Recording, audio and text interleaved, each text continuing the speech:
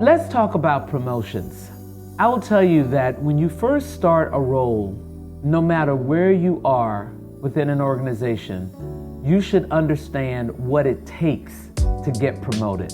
I can't tell you how many people are so excited to get the job or so excited to start with a certain organization that they don't understand the protocol around promotions. First of all, you need to understand what are all the titles in your organization. If you're in a financial services firm like I was, you go from associate to vice president to executive director to managing director, and in some cases, for a very few number of people, vice chairman. All right, but managing director is sort of that holy grail if you're in a financial services firm, especially if you're in an investment bank. But for lots of corporations, you start off as a manager or an associate VP and a VP and then a senior vice president and an executive vice president, and then you might be in the C-suite, a CFO, CMO, COO, CEO, for example. But you need to understand what each of those titles are at every level throughout your organization, because sometimes the titles are different by different areas of your organization, and you ought to know that as well. You should also understand about how long do people stay in a certain role. So again, for example, in financial services, people are generally considered to be an associate for 3 or 4 years before they're eligible to get promoted to vice president. And then people are in a role anywhere from 3 to 5 to 6 years before they are promoted to executive director, depending on which area of the firm you are in. If you're in investment banking, the length of time between vice president and executive director would be fastest around 3 years. But if you're in technology or another area of the firm, that could be 4 or 5 years, depending on what the process and the protocol is for that particular area of the company. So you should understand that so that you have a sense of how long it might take you to ascend to your desired position within that organization. But most importantly, you should understand the skills and experiences that are required at every level. No one gets promoted unless those who are making those decisions feel like they have that portfolio of skills and experiences to be a vice president, or to be a senior vice president, or to be an executive vice president. Sometimes those titles and those promotions might have to do with your revenue generation. Maybe you're in a sales role, and if you get to a certain level of revenue generation, that's the thing that triggers your promotion. But whatever it is, you should make sure that you find out what that looks like so that you can be intentional about getting those assignments that will allow you to acquire those skills. Intentional about getting those experiences that expose you to certain types of customers or certain types of products that you need in order to be eligible to be considered for that next role. That's the first thing that you need to do when you go into an organization so that you can set yourself up for promotion and you can set yourself up to get those kinds of assignments that will allow you to acquire those skills and experiences so that you are eligible to be considered. Now, the second thing that you need to do is you need to make sure that you understand who's your sponsor. And if you don't have a sponsor, you need to divert some of your attention to developing a sponsor relationship, because promotion decisions are made in a room where you are not present.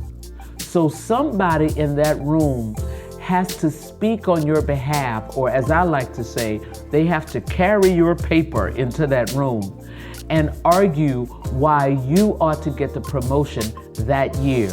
There are lots of candidates that will be being discussed behind closed doors, but somebody needs to speak on your behalf and speak in a compelling way so that the other decision makers all agree that of all the people being considered, you should be one of those that get that promotion. So you need to ask yourself, who's speaking on my behalf? Who would carry my paper into that room? And you need to make sure that you develop that sponsor relationship. Now, let's say that you haven't gotten that promotion and you have the prerequisite skills you think, you have the prerequisite experiences you think. Well, there could be a few reasons why it's not happening. The first could be that you were unclear about what it took to get promoted and you failed to ask the question.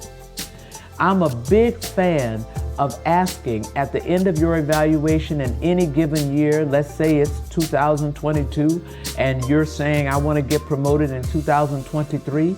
Well, in your evaluative conversation, you should say, I'm expecting to get promoted next year.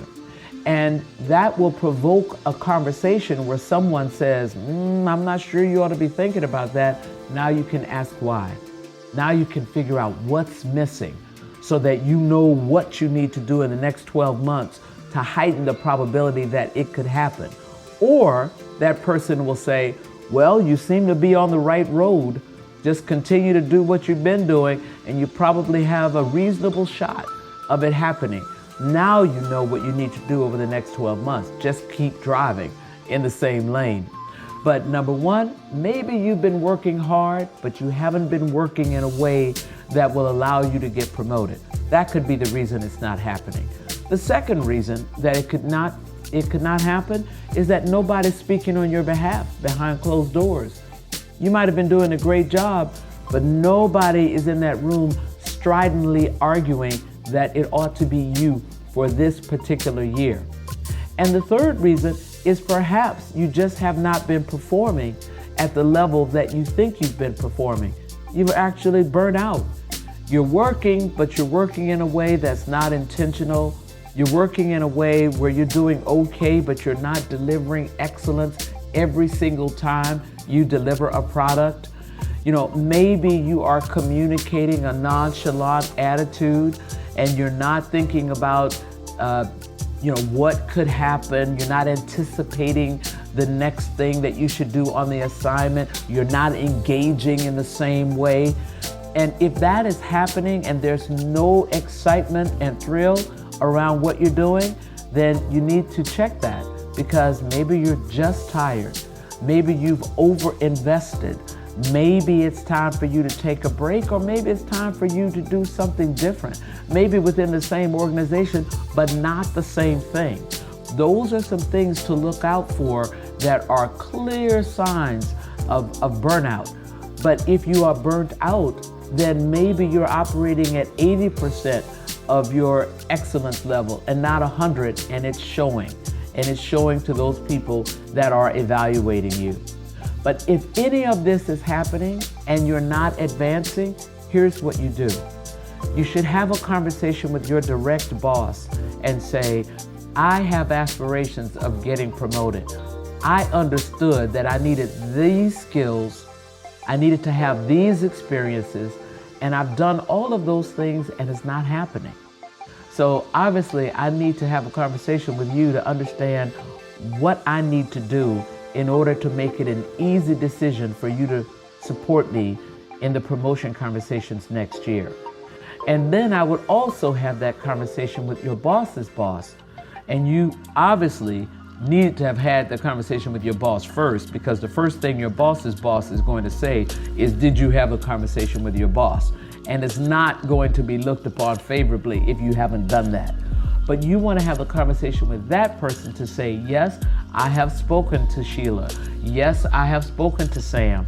And here's what I've communicated. But I'm talking to you because I want to make sure that I haven't missed anything that I need to do to make it an easy decision for you and this department to support me in promotion. I'd love to hear your feedback. You have to open up the space for someone to give you the real deal feedback.